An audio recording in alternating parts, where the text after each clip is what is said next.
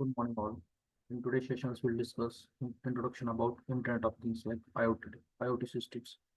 So basically, look at the flow, how that IoT systems will work in a mechanical system. So this IoT refers to interconnected physical devices.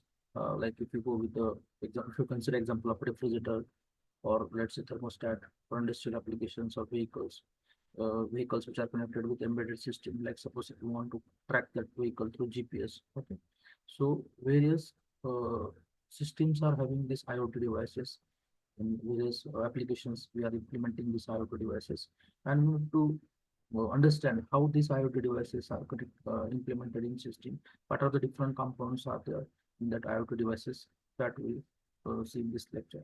Okay, so this basically the system is IoT system is consist of embedded system which is connected to sensor software and some communications devices, and we can collect that data and we can transfer that data, or we can say we can exchange that data with the help of internet. Okay, so what kind of components are there? How this system will work?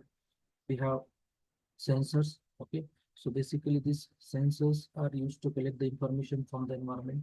Uh, for example, if you consider temperature sensors, humidity sensors, like light sensors, uh, there are different sensors are available to measure these parameters. Okay. Then connectivity. Second part is connectivity. The collected data is transmitted through network. Either this data will be transferred through Wi-Fi, to Bluetooth devices or cellular networks, or let's say Zigbee or RFID, NFC. These types of devices are available to transfer this data. Then third part is data processing. Once the data is reaches to that cloud system, or we can say centralized server, then that software will process that data, and it can be through machine learning or some algorithm, deep learning type algorithms are available, which are processing that data. Okay, and lastly, we have to connect that data to on user interface so that that operator, or we can say that particular persons will read that data or read that information. So the information is available through dashboard, or you can see some apps that provide some decisions, or it can provide some response. Okay, like suppose if the temperature is suddenly dropping, like if you go with the thermostat devices, if suppose say if any system is having temperature limit 20 degrees Celsius, and if it is dropped below at 20 degrees Celsius, then that operator or person will get information about the drop in temperature. So that kind of information there, so there will be some user interface. So that user interface, that person will get that information. Okay, next, if you go with the simple example, like in smart home system, so what we have sensors. Okay, uh, in thermostats and security cameras which are collecting the home temperature, and we can say with the help of cameras we can uh, catch that activities inside the homes. Then that data will get transferred over your home through Wi-Fi, or you can say to cloud service. The cloud software will analyze that data. It will detect the home is whether it is cold or temperature change in that home. Okay, unexpected movement it will trace, and you will get alert on your smartphone. Okay, so system automatically adjusts the heating, or it can trigger the security response. So this kind of things we can implement in case of smart home system, where that uh, person will get all information related to your home, like temperature, we can say, related to security devices. So there are the some examples where look at the components, how that components are connected to each other, how that components will work. So we have discussed this part. So what we have sensors to collect the data. We have some connectivity devices. Okay, it will send that data to cloud, either through RFID, NFC, or Wi-Fi, Bluetooth. With the help of this, we can send that data to cloud. Then data will get processed. Okay, either with the help of some different machine learning tools or algorithms, that data will get processed, and finally it will get displayed to the user interface. Okay, so that person will get the information related to that devices. So this is the overall scenario how that IoT system will work. Okay. Now look at this implementation of IoT. Up till now, in 1982, people have implemented the IoT devices. Okay. Let's just look for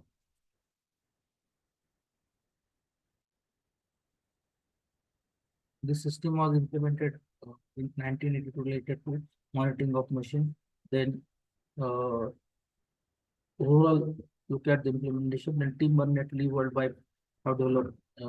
Another, again, these are the applications where people have developed different systems. A toaster they have developed to turn off through internet.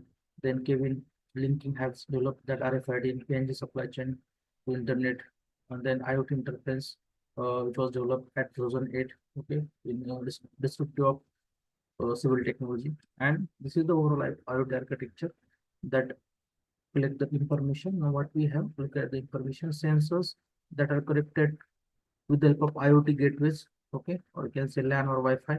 It will get connected to server, and based on the feedback, the system will work. Okay, so first we need to collect the information. It will get transferred to that particular cloud or storage with the help of some gateways, or with the help of some Wi-Fi, or with the help of some NFC transmission, and it will get processed at cloud. And finally, based on the required condition, we can control the operating system or any machine or device based on this concept of IoT system.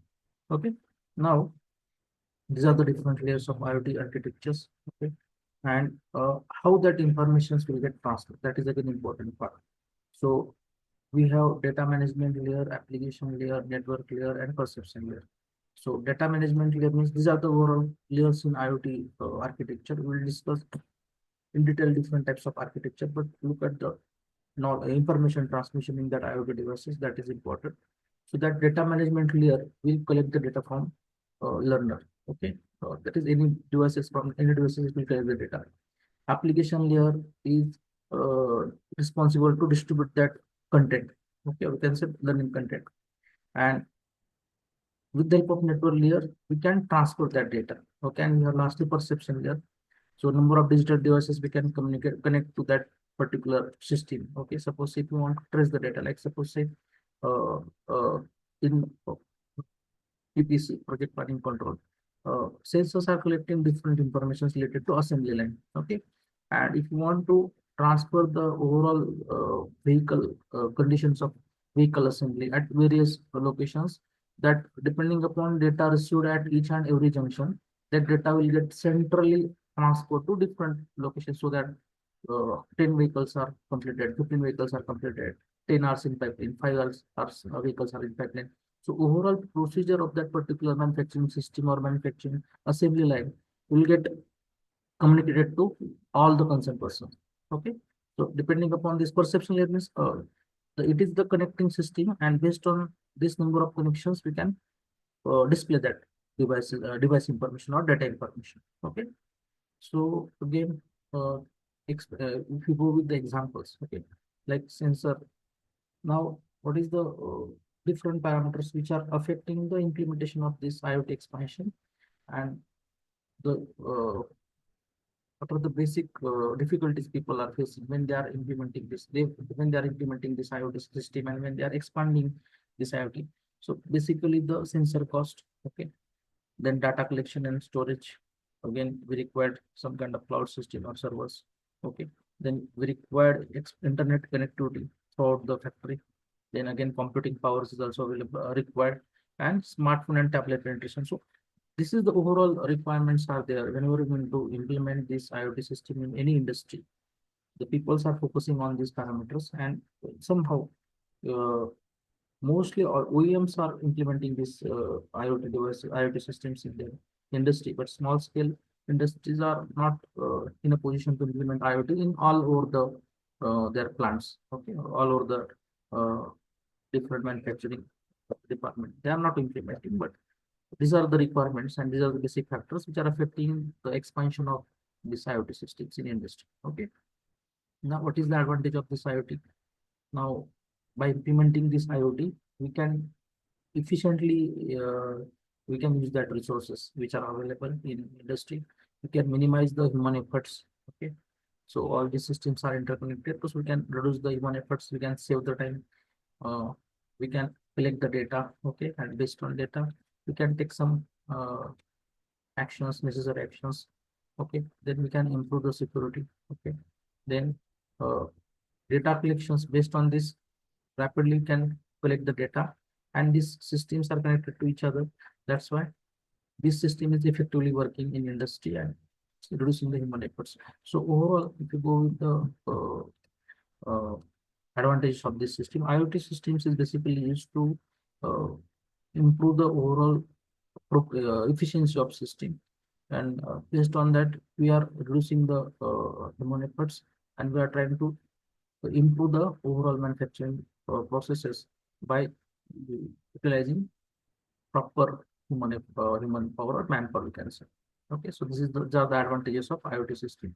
Now, basically, what are the disadvantages of this IoT? Like we have seen that security network attacks, then privacy and complexity design and development maintain.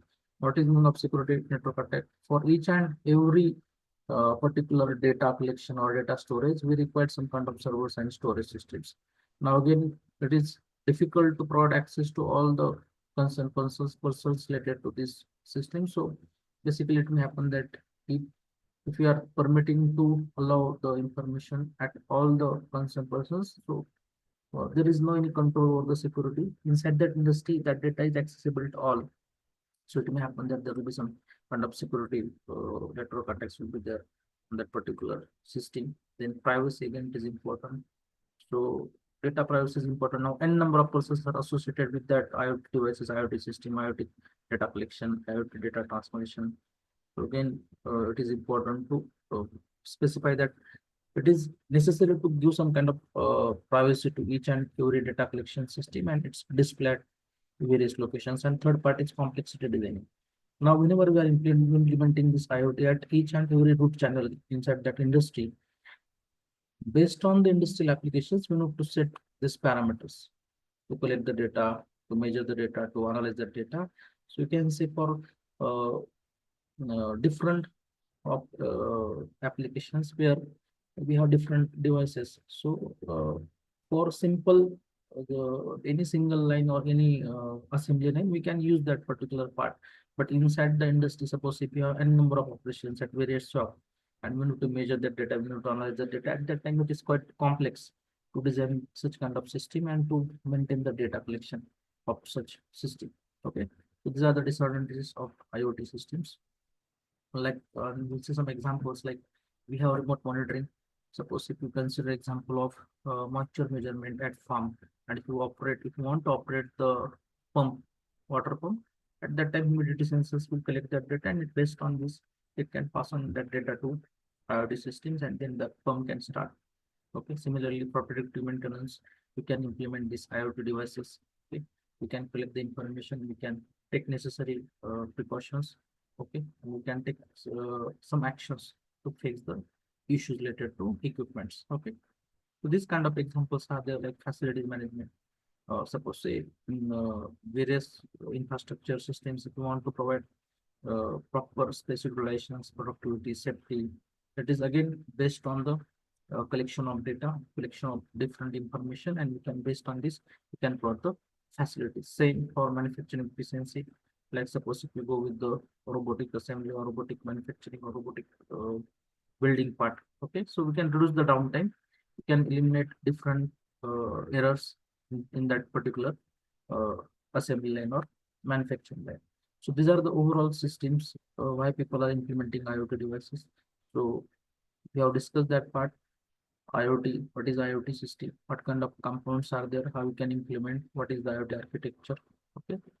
So we'll stop here. In next class, we discuss different sensors, actuators used in IoT devices. Thank you all.